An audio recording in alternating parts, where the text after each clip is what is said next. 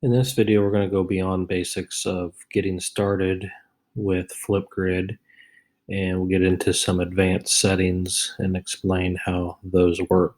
The first thing I want to do is on your grid, you can add what are called copilots or a co-owner of the grid. So you can add another teacher or a couple teachers to your grid, and they would be able to see student responses. They would also be able to manage topics and everything that is in the grid. So to add a copilot, when you're in the grid, so I'm in my demo grid here, you would click on the Add Copilot button, and then you'd enter in that person's email address. Now the copilot has to have a Flipgrid account before you can invite them. So you got to make sure that that other teacher has signed in to Flipgrid using their TPS account or the sign in with Google button, and then you'll be able to invite them, and then they're added as a co-pilot, which you can see here. They can edit the grid, create topics, review videos, and provide feedback. Basically, they're like a co-teacher for the grid. So that is one thing that you can add a copilot to a grid or add another teacher to a grid. Okay, so we're going to go ahead and look at the advanced settings in topics. So I'm going to create a new topic, and this will be Demo 2. We're not going to change the recording time. There's my prompt, and remember the focus. So we're going to add an animated GIF.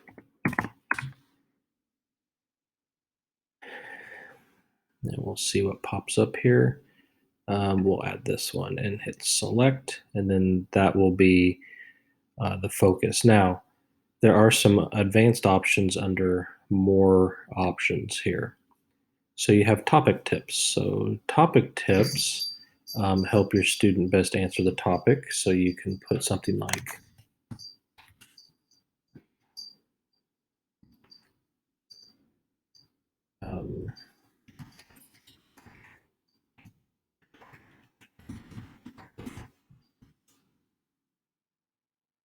topic attachments. So for the focus materials, you can only add one of those. But let's say you want to add another picture, or maybe it's a video to a YouTube video. So you can add these topic attachments, and you put in the link, and then you put in the title here. So for example, if I go to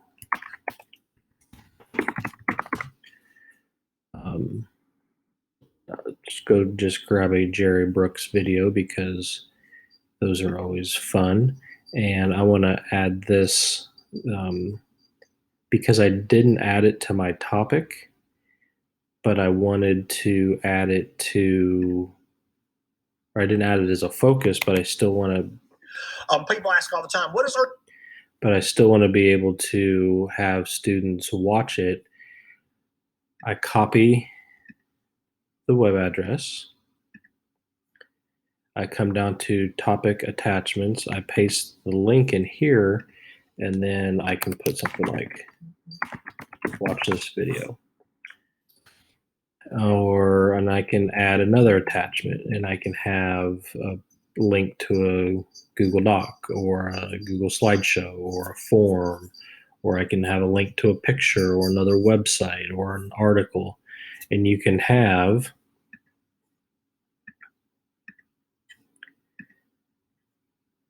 several different attachments as part of your topic. And to delete an attachment, you just click the X out here to the right, and you can delete those. So this is going to have one attachment. Topic status, video moderation. By default, moderation is off. That means that students are able to see their classmates' responses right away. you can turn this on, and then you get to choose or basically release the videos that you want your students to see. So you can preview them, and then if you can catch those maybe inappropriate videos or videos that shouldn't be seen by other um, students, you can catch those. If you leave that off, then any video that's put up there in the topic, students will be able to see, and that's off by default. Student to student replies. This is turned on by default. If you don't want students to reply to one another or to reply on their videos, you shut that off. And these are topic specific. So every time you create a topic, you would need to come in and turn those off or turn those on. Status, just like the topic status, they're active, frozen, or hidden. Active means that students are able to see the topic, and can submit it. Frozen is they can see it, but they can't submit anything. And then hidden is they can't see anything. And that can be changed from that actions button on the topic also. Launch and freeze dates. You can actually schedule topics to be released at specific times, and also to freeze at certain times. So for like right now, today is April 14th, and this topic is active. Students are able to access it and submit to it, and it never freezes. So they could go on, they could come back in 5 years and it would still be active. You can change the date for it to when it launches or when it's active. And if you want it to freeze, let's say it will freeze on the 18th, which is Saturday. And then that changes the status here to scheduled. And you can come in and change that too at any time. But you can pre-make topics and then schedule them to post at certain times, and also to freeze. Now they're not hidden, but they're frozen, so they're basically locked. Students can't submit them once they're frozen. Video features. So this is when the student is actually recording their submission. At the end, they take a selfie, and then they can videotape, or sorry, not videotape. They could add stickers to their selfies. So video and selfie styles. You could have they can add filters, stickers, drawings, and text to their videos and selfies.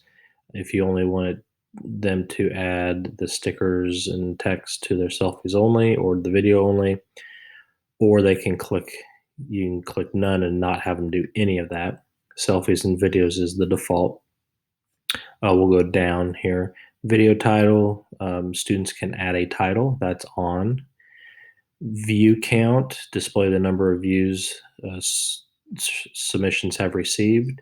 That can be turned off. That way the students can't see how many videos one student has versus another student.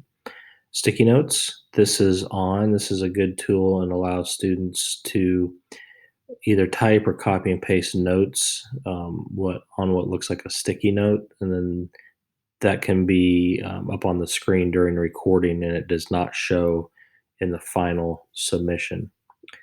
Video editing, students can trim or rearrange the video clip, so they do have some light editing capabilities.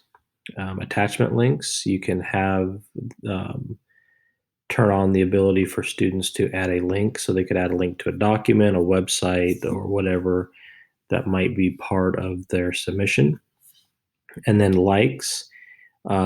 Likes is usually turned off. You can turn that on, and the like buttons are, there's a thumbs up, there's an emoji with sunglasses, or there's a heart, sunglasses emoji, and there's a couple of other different emojis for likes, and that can be turned on as well.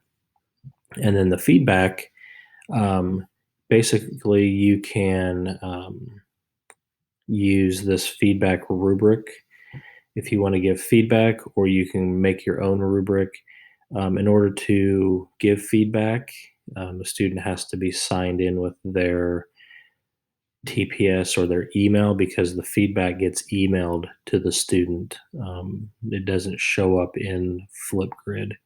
So then we can click on Create Topic when all that's done, and that's all set. And so here's what it looks like on our end.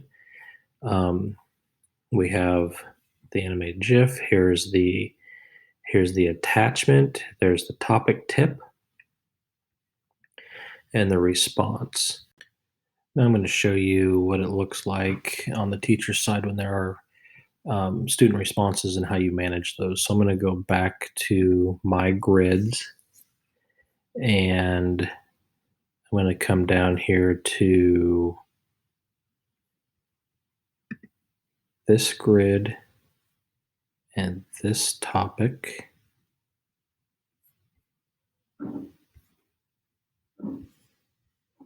Let's do, this topic.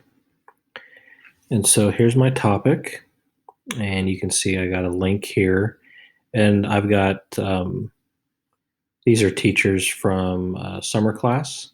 And so what I can do is I can click on the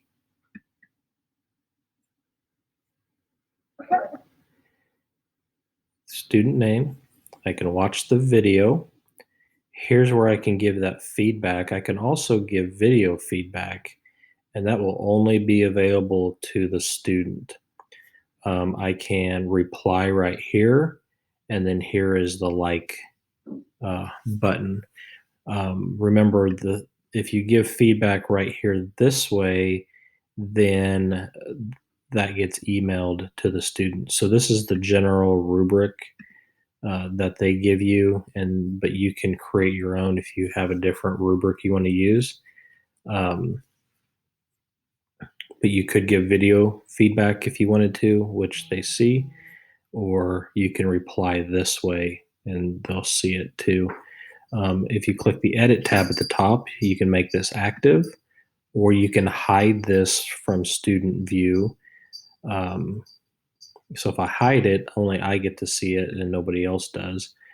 I can also edit the names. I can edit the display name. I can edit the email, the title, and then I also have actions, so I can delete it, edit the captioning, download the captioning. I can do all of this stuff too. And then share, I can share this individually.